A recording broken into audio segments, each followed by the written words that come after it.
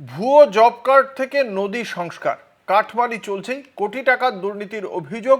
এবার বর্ধমানের কাটোয়ার ঘটনা বিশদে জানবো। এই বিষয়ে আমাদের সঙ্গে রয়েছেন আমাদের প্রতিনিধি চন্দন সেনগুপ্ত। চন্দন, কি জানা যাচ্ছে, কিভাবে চলতো এই দুর্নীতি? যেটা ঘটনা, যেটা আমরা জানতে পারলাম যে বর্তমানের যে মহকুমার তুমি স্থান পরিবর্তন করো চন্দন, কথাটা শোনা যাচ্ছে না সঠিকভাবে।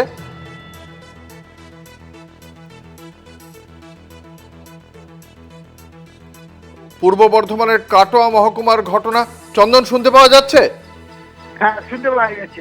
শুনতে পাচ্ছ? হ্যাঁ হ্যাঁ, বলো। জানো যেটা ঘটনা হচ্ছে পূর্ব বর্ধমানের কাটোয়া মহকুমা, সেই কাটোয়া মহকুমার করুই গ্রাম পঞ্চায়েত। এই করুই গ্রাম পঞ্চায়েতে দুর্নীতির অভিযোগ তুলল গ্রামের এলাকার উপভোক্তা এবং সাধারণ মানুষ। তাদের অভিযোগ, তাদেরকে অজান্তে না জানিয়ে 2016 সালে জব কার্ড খোলা হয় এবং সেই জব কার্ডগুলি সিএসসির মাধ্যমে, অর্থাৎ যে সমস্ত ব্যাংকের সিএসসি আছে সেইখান থেকেই খোলা হয়। এবং শুধু খোলাই নয়, সেই জব কার্ডে এক একজনের 18,000 টাকা করে ঢুকেছিল। 15,000 টাকা করে পঞ্চায়েতের সদস্যরা কেটে নিয়ে 3,000 টাকা করে তাদের দিয়েছে। এরপর তারা যখন বলে কেন বাকি টাকা কেটে রাখা হলো আর আমাদের অজান্তেই বা কেন খোলা হলো, তখন তাদেরকে বলা হচ্ছে যে এটা পার্টি ফান্ডে লাগবে, এই টাকার যদি ফেরত চাইলে তখন তাদেরকে হুমকি দেওয়া হয়। তখন তারা ভয়ে কোনো কথা বলেনি। এই ব্যাপারে বিশদে কাটোয়ার যে বিধায়ক আছে তাকে জানালে তিনিও খোলেননি, এমনটা এদের অভিযোগ। এরপর তারা আর একটা অভিযোগ সামনে আসছে যে ওই এলাকা দিয়ে বয়ে গেছে ব্রাহ্মণী নদী। সেই ব্রাহ্মণী নদী সংস্কারের জন্য 100 দিনের কাজে প্রকল্পের টাকা খরচ করা হয়, কেন্দ্র থেকে টাকা আসে। সেই টাকা কাজ না করে সেই টাকা কিন্তু আত্মসাৎ করেছে ওই পঞ্চায়েত, এমনটাই অভিযোগ করছে এলাকাবাসী থেকে উপভোক্তারা। অর্থাৎ কোটি টাকা। আমরা এর আগে একটা বলতাম লোককে যে পুকুর চুরি, এখানে পুকুর চুরি নয়, এখানে উঠলো নদী চুরির ঘটনা। যে নদী চুরিতে কোটি কোটি টাকা তছরূপ করলো সেই সদস্যরা, গ্রাম পঞ্চায়েতের সদস্যরা। তারা কাটোয়া মহকুমার তৃণমূল নেতৃত্বর কি বক্তব্য এই অভিযোগের প্রেক্ষিতে?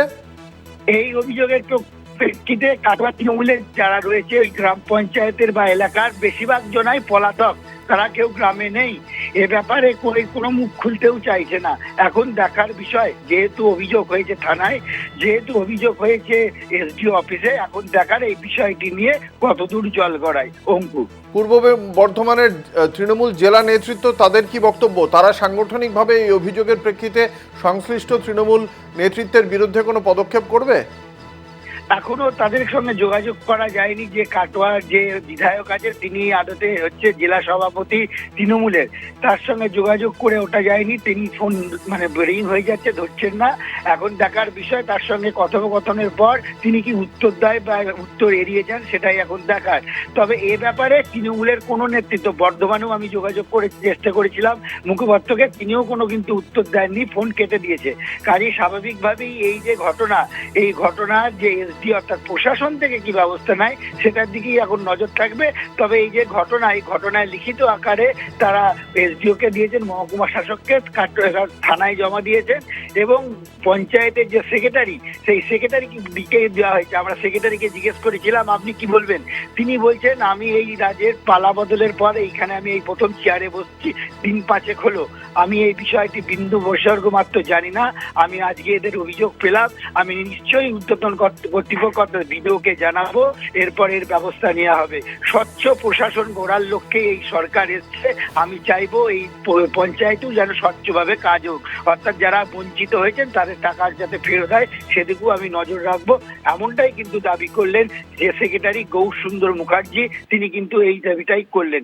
এখন দেখার বিষয়, এই যে আমাদের খবর সম্প্রচার হওয়ার পর আধিকারিকরা যদি দেখে নড়ে চড়ে বসে বা লিখিত দরখাস্ত জমা পড়েছে সেটা দেখে যদি তারা ব্যবস্থা নেয়, তাহলে পরে যে যারা উপভোক্তা আছে তাদের যে প্রাপ্য টাকা, সেই টাকা তারা ফেরত পায় কিনা সেটাই দেখার। অর্থাৎ এতদিনে বোঝা যাচ্ছে কেন্দ্রীয় সরকার কেন 100 দিনের কাজের টাকা বন্ধ করে দিয়েছিল। এইসব কারণেই কিন্তু টাকা বন্ধ করে দিয়েছিল। এটাই কিন্তু যারা উপভোক্তা আছে তারাই কিন্তু এই অভিযোগটাই করছে। অঙ্কুর, ধন্যবাদ। আমাদের সঙ্গে ছিলেন আমাদের প্রতিনিধি চন্দন সেনগুপ্ত।